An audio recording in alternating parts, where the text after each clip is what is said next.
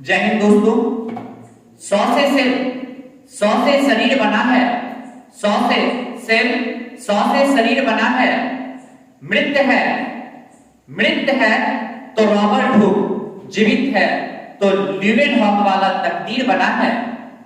सफलना है तो आज से सफल जाओ केंद्रक वाले ब्राउन यारो, वरना बिना संघर्ष का कौन रांझा का हीर बना है। तो आइए आज एक कोशिका के नए चैप्टर के साथ, सेल के साथ क्लास का प्रारंभ करते हैं। और सेल ये लैटिन भाषा के सेल्यूला से निकला है, जिसका शाब्दिक अर्थ छोटा कमरा होता है। इसको बायोलॉजिकल भाषा में या टेक्निकल भाषा में साइटो के नाम से जानते हैं। यही कारण है कि कोशिका का अध्ययन या कोशिका का अध्ययन साइटोलॉजी या कोशिका विज्ञान के नाम से जाना जाता है। इसके खोजकर्ता रॉबर्ट हुक थे। रॉबर्ट हुक एक ब्रिटिश वैज्ञानिक थे, जिन्होंने 1665 ईस्वी में कॉर्न को दो भागों में जब काटा, तो दो भाग में काटने के बाद उसके अंदर छोटे छोटे छिद्र दिखाई दिए। जब वह छोटा छोटा छिद्र दिखाई दिया तो रॉबर्ट हुक ने उसमें माइक्रोस्कोप से देखा कि आखिर क्या है। तो रॉबर्ट हुक को पता चला कि इसके अंदर कोशिका है, और यही कारण है कि रॉबर्ट हुक को कोशिका का जनक या कोशिका के खोजकर्ता के नाम से जाना जाता है। इसके बाद जब इन्होंने कोशिका का खोज कर लिया, तो खोज करने के बाद इन्होंने एक पुस्तक लिखा जिसको माइक्रोग्राफिया के नाम से जानते हैं। माइक्रोग्राफिया में इन्होंने कोशिका संबंधी खोज को दर्शाया।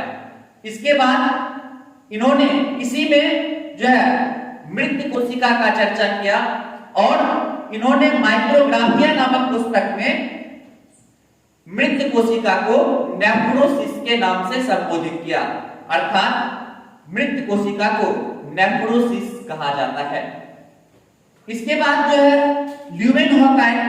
ल्यूवेनहॉक ये हॉलैंड का वैज्ञानिक था। इन्होंने 1674 ईस्वी में जीवित कोशिका का खोज किया था।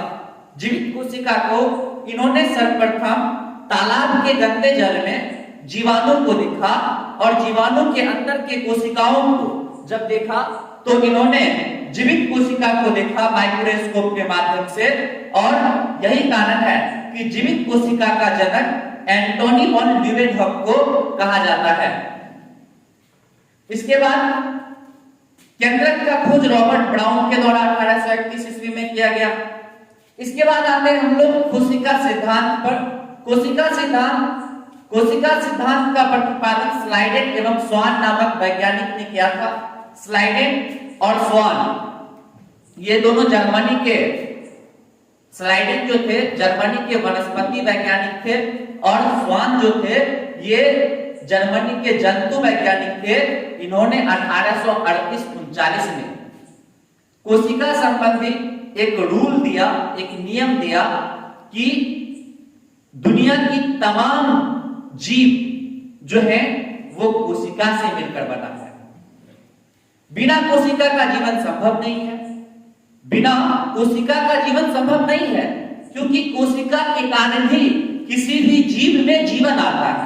यदि कोशिका नहीं है तो उसमें जीवन संभव नहीं है। और इन्होंने साथ ही साथ ये भी बताया कि जब कई कोशिका आपस में मिलते हैं तो उससे ऊतक का निर्माण होता है, टिश्यू का निर्माण होता है। और कई ऊतक जब आपस में मिलते हैं तो उससे शरीर के अंग का निर्माण होता है, और कई शरीर के अंग जो है आपस में मिलते हैं तो उससे संपूर्ण शरीर का निर्माण होता है। और जो है ये क्रिया पौधे एवं जंतु दोनों में पाए जाते हैं। पौधे में भी कई सेल आपस में मिलकर टिश्यू का निर्माण करता है, कई टिश्यू आपस में मिलकर पार्ट्स ऑफ बॉडी का निर्माण करता है, और कई पार्ट्स ऑफ बॉडी आपस में मिलकर जो है पूरी बॉडी का निर्माण करता है। इसके साथ साथ कोशिका जो है ये शरीर की सबसे छोटी इकाई है, शरीर का सबसे स्मॉलेस्ट यूनिट है। स्मॉलेस्ट पार्ट नहीं है, ये स्मॉलेस्ट यूनिट है। कोशिका शरीर की संरचनात्मक एवं क्रियात्मक इकाई है, अर्थात कोशिका के कारण ही शरीर की बनावट होती है, उसमें क्रिया करने, कोई भी काम करने का एक्टिविटीज होता है, ये सेल के कारण ही होता है। कोशिका जो होता है ये अर्धपरागण झिल्ली से ढकी हुई होती है। अब अर्धपरागण झिल्ली क्या है? तो अर्धपरागण झिल्ली वैसी झिल्ली को कहा जाता है जो बिल्कुल पतली झिल्ली होती है और ये प्रोटीन और लिपिड की बनी हुई होती है। ये एक कार्बनिक बहुलक है जिसमें जो है एक कोशिका को इस तरह से घेरे हुए रहता है चारों ओर से और उसको सुरक्षा प्रदान करने का काम करता है। अर्धपरागण का मतलब होता है कि उसके अंदर वही वस्तु का प्रवेश हो सकता है, उन्हीं जो है कार्बनिक यौगिकों का प्रवेश हो सकता है जो कोशिका को जरूरत है। यदि कोशिका को जरूरत ना हो तो ऐसी परिस्थिति में उस वस्तु को जो है अर्धपरागण झिल्ली अंदर प्रवेश नहीं देती है, अर्थात कोशिका का सुरक्षा कवच भी अर्धपरागण झिल्ली कहलाता है। उसके बाद आता है कोशिका विभाजन। कोशिका विभाजन जो है ये जब एक कोशिका मरता है तो मरने के बाद जो है दो या दो से अधिक नई कोशिकाओं का जन्म होता है। एक कोशिका मरने के बाद दो या दो से अधिक नए कोशिकाओं का जन्म होना जो है कोशिका विभाजन कहलाता है, सेल डिवीजन कहलाता है।